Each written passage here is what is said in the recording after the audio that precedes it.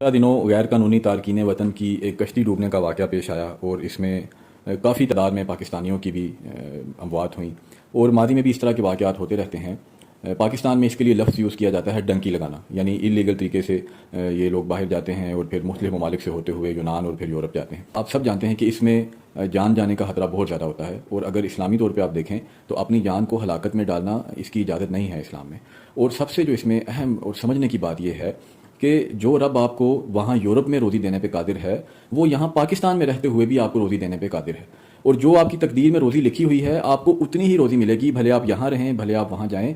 तो खुदा रा अपनी जान को हलाकत में ना डालें।